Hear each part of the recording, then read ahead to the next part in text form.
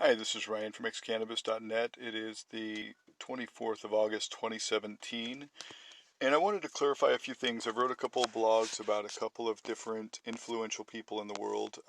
One would be George Soros. That's the last one I wrote about. The other, Roger Stone, and a couple of radio broadcasters, people that broadcast for cannabis and liberty and things of that nature. Uh, Also, Heidi Lepp, Heidi and Eddie Lepp just made a comment, and it really made me reflect. Don't hate on the police. Don't hate on the police. They're people too. Um, Gavin Syme, I don't know if I'm pronouncing his name correctly. Gavin Syme, I believe, also said the same thing. He recently got charged with like disorderly conduct. He's always challenging the police, so of course he gets a couple of charges here and there that he ends up fighting, and usually he wins in at least some way or another, if not completely. But he also said, "Hey, these are humans too. These are our brothers and sisters. Let's be merciful and let's not hate on them. They're just doing their job per se. Although that's no real excuse. It is the illusion they're under. So." I wanted to talk a little bit about this from a biblical perspective.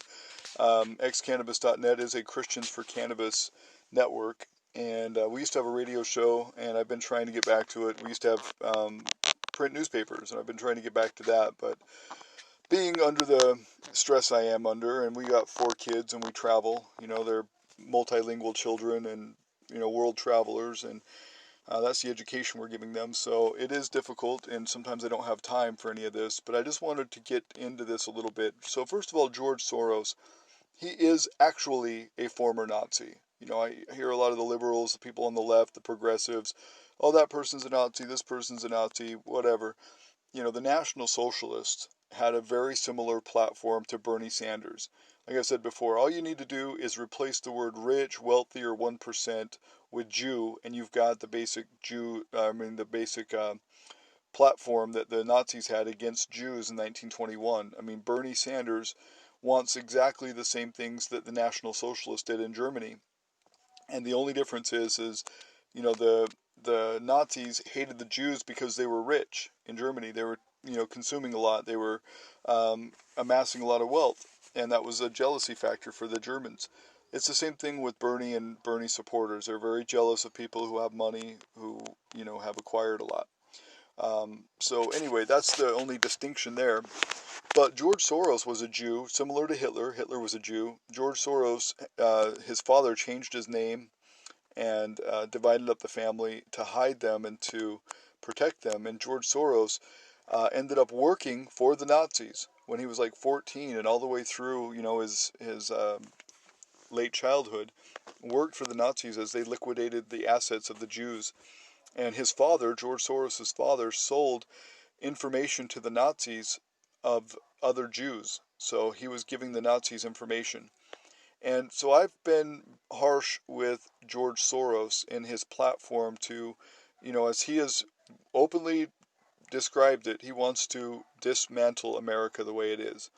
Just like he's dismantled other economies. And what he does is he buys up their currency, holds on to it while it's cheap, and then when it restabilizes and gets stronger, he sells it and makes billions of dollars. That's his gig.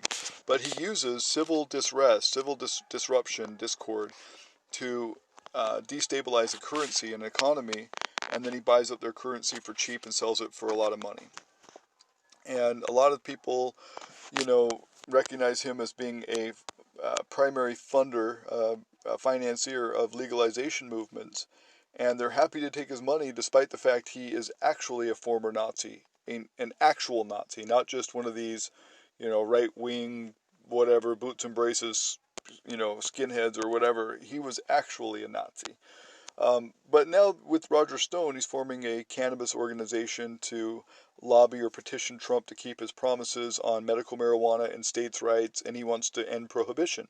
Well, everybody's pissed off because Roger Stone's doing that. Oh, he said things that are crass. He's whatever. He's a shock jock radio host. We don't like what he says. But they're happy to take money from George Soros. George Soros was actually a Nazi. And he says he has no regrets. It causes him no stress that he did that to other Jews. That's in an interview with 60 Minutes that you can listen to on my website here. I've got that posted. Anyway, I wanted to get to this, that it is not about flesh and bone. It's not about humans that I'm struggling with. Family members I've spoke about on some of my different blogs, only because they've came out publicly and attacked me, so I have taken their public attacks and publicly responded. But here's the basis of this all. We are not wrestling against flesh and blood. I will go into some scripture because I think it's very important. On the whole armor of God, that ye may be able to stand against the wiles of the devil. For we wrestle not against flesh and blood, but against principalities, against powers, against the rulers of the darkness of this world, against spiritual wickedness in high places. Wherefore take unto you the whole armor of God. That's the reality. It's that I am dismantling these principalities that are such as socialism and tyranny and authoritarianism and totalitarianism. I am an advocate for liberty. I believe that Christ was also an advocate for liberty. People are like, well, Christ believed in socialism. What about, tithing? What about feeding the poor? What about this and that? Christ never mandated it via government force. Christ encouraged it voluntarily, but didn't require it via force. And that's the big difference. So let's go into a few more of these. Ephesians 6:12 is what I just played for you. I want to play for you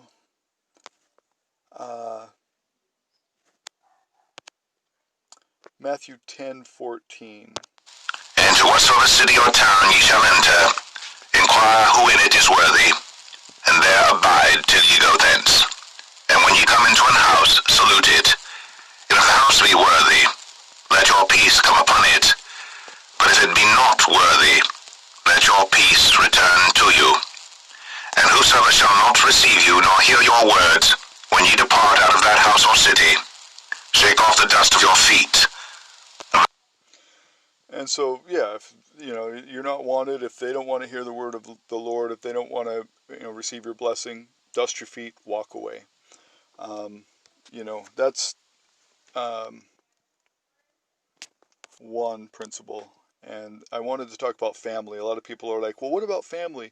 What if family do that to you? Do you have any obligation to continue to be a servant to your family, or, to the whims of your family, so on and so forth? So let me give you two on that. Matthew 18 first, and then Matthew 12. Now, this is about, it goes into your brother, and if your brother sins against you, the parameters there. Moreover, if thy brother shall trespass against thee, go and tell him his fault between thee and him alone. If he shall hear thee, thou hast gained thy brother. But if he will not hear thee, then take with thee one or two more, that in the mouth of 2 or 3 witnesses every word may be established. And if he shall neglect to hear them, tell it unto the church. But if he neglect to hear the church, let him be unto thee as an heathen man and a publican. Or a taxpayer, publican, taxpayer, a tax collector, politician is what he's meaning by that. Let him be unto you like a tax collector or a politician. These are the most hated people in society at that time. And in these times too, as far as I'm concerned. If he sins against you and you bring it to him and he apologizes, and you've gained a brother. If he doesn't, bring with you another witness or two. And if he then confesses and apologizes, then you've gained a brother. If not, bring him to the church. If he still will not repent, treat him like a politician or a tax collector. Now, the last one is, what about your mother? What about your brothers? Who are they, and who means the most in spiritual realms? While he yet talked to the people, behold, his mother and his brethren stood without, desiring to speak with him. Then one said unto him, Behold, thy mother and thy brethren stand without, desiring to speak with thee. But he answered and said unto him that told him, Who is my mother, and who are my brethren? And he stretched forth his hand toward his disciples and said, Behold, my mother and my brethren. So anyway, it's those in the family of God that come first. Your blood, your birth, family. You have no choice in that. That is who you were given upon birth. But upon your spiritual birth, upon your renewal of your soul, of your spirit, and your birth into the faith, you have a new family. And so, flesh and blood, that's not what is important. And that's what I've tried to illustrate in Ephesians 6:12 as well.